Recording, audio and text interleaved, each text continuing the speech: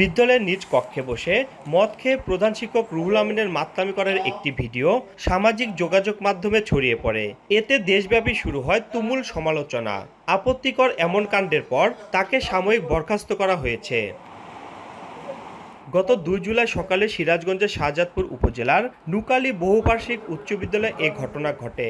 Viral হওয়া ওই ভিডিওতে দেখা যায় মদ্যপ অবস্থায় বিদ্যালয়ের প্রধান শিক্ষক রুহুল আমিন নিজ কক্ষে বসে মাতলামি করেন। পরে সংবাদ পেয়ে তার স্বজনরা এসে তাকে বাড়িতে নিয়ে যান। প্রথমে অভিযুক্ত শিক্ষকের শোকজ করা হলেও পরে তাকে সাময়িক বরখাস্ত করা হয়।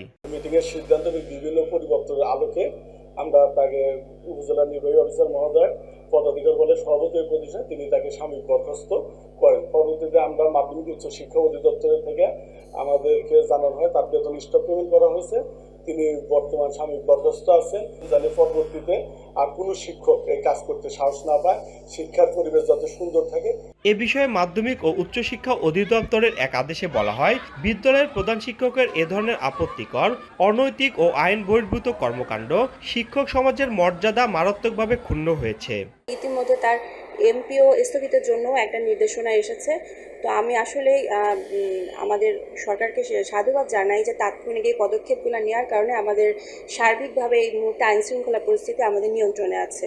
শিক্ষক রুহুল আমিন 2019 সাল থেকে ওই বিদ্যালয়টিতে প্রধান শিক্ষক হিসেবে দায়িত্ব পালন করে আসছিলেন।